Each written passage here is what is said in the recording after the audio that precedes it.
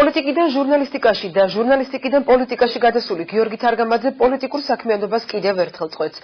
რატომ მიიღო ეს გადაწყვეტილება თარგამაძემ და როგორ აფასებენ მის ნაბიჯს უკვე ყოფილი პოლიტიკური ოპონენტები? რუსუდან აბაშიძის რეპორტაჟში. პოლიტიკური კარიერა გიორგი თარგამაძემ ქრისტიან-დემოკრატიული მოძრაობის არსებობის მე-6 წელს დაასრულა. პარტიის თავმჯდომარის თანამდებობა თარგამაძემ დღეს დატოვა, თუმცა აქტიური პოლიტიკიდან წასვლის გადაწყვეტილება, როგორც თავად ამბობს, გასულ წელს საპრეზიდენტო არჩევნების შემდეგ მიიღო. ეს გადაწყვეტილება მიღებულია ჯერ კიდევ გასული შემოდგომის განმავლობაში საპრეზიდენტო არჩევნების შემდეგ ყველა პროცედურის დაცვით. ჟურნალისტიკიდან პოლიტიკაში გადასული გიორგი თარგამაძე თუ შემოთავაზებას დათანხმდება არ არის გამორიცხული, ის კვლავ ჟურნალისტიკას ერთ-ერთ ტელეარხზე დაუბრუნდეს. თანამშრომლობას თავაზობენ სამოქალაქო სექტორსა და ბიზნესშიც, თუმცა კონკრეტულად სად გააგრძელებს საქმიანობას. საბოლოო გადაწყვეტილება გიორგი თარგამაძეს ბრიფინგზე არ გაუჟღერებია. აქტიურ საზოგადოებრივ საქმიანობას გავაგრძელებ. ცხოვრება ბევრ ალტერნატივას გვთავაზობს და ასევე ბევრია ისეთი სფერო, სადაც ჩემი ცოდნისა და გამოცდილების გამოყენება შესაძლებელია. გიორგი თარგამაძე საპრეზიდენტო არჩევნების შემდეგ პოლიტიკიდან წასვლას რომ გეგმავდა, თანაპარტიელებმაც იცოდნენ. დღეს პარტიის აჭარის ორგანიზაციის ხელმძღვანელმა გაახმაურა ისიც, რომ თარგამაძე არასამთავრობო ორგანიზაცია ქრისტიან-დემოკრატიულ ინსტიტუტს აყალიბებს და დემოკრატიულ ეროვნულ ფასეულობებს ორგანიზაციის თავმჯდომარის სტატუსით დაიცავს. გიორგი თარგამაძის წასვლა ამ ეტაპზე პოლიტიკიდან ჩვენთვის მოულოდნელი არ ყოფილა. ის გადავიდა არასამთავრობო სექტორში, ის უხელმძღვანელებს ქრისტიან-დემოკრატიულ ინსტიტუტს.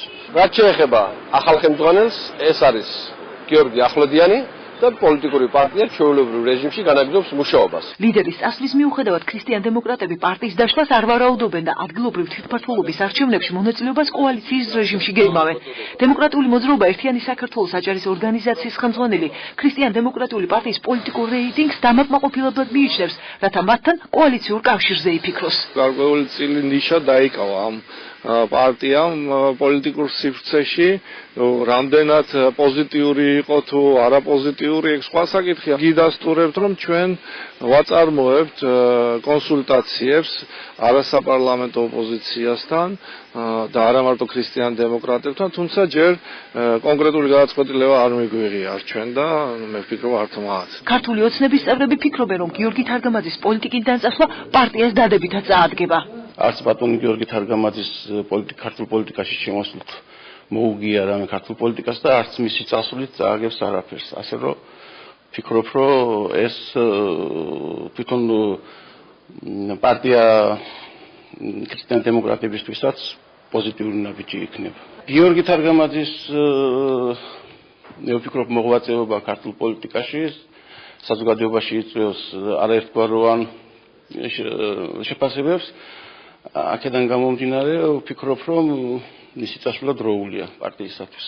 წინამოწვევის პარლამენტში ქრისტიან-დემოკრატიული მოძრაობა მართველი გუნდის სატელიტური პარტიის რეპუტაციით სარგებლობდა.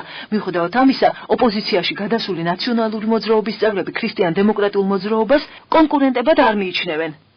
10%-ით შემოიფარგლებოდა ამ მომრჩეველს, რა თქმა უნდა, ამ მომრჩეველს ჩვენ ყოველთვის ვცემთ პარტიის, რომ ამ მომრჩეველმა მხარი დაუჭირა ქრისტიან-დემოკრატიულ მოძრაობას, მაგრამ ბოლოს და ბოლოს ადამიანი მიხვდა, რომ სადაც რამოდენიმე პარტია გამოიცვალა ამ პიროვნებამ, რამოდენიმე პარტნიორი პოლიტიკური, ბოლოს და ბოლოს მიხვდა, რომ დასულიყო პოლიტიკით. ამით არაფერი არ დაშავდება, არაფერი არ შეიქმნა. ჟურნალისტების მიერ დაფუძნებულმა პარტიამ შექმნისთანავე 2008 წელს საპარლამენტო არჩევნებში 6 მანდატი მოიპოვა.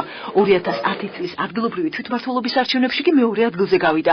პარტიის რეიტინგი 2013 წელს საპრეზიდენტო არჩევნებზე დაეცა. ჟურნალისტი წევრებიდან გიორგი თარგამაძე პირველი არ არის, ვინც პარტია დატოვა.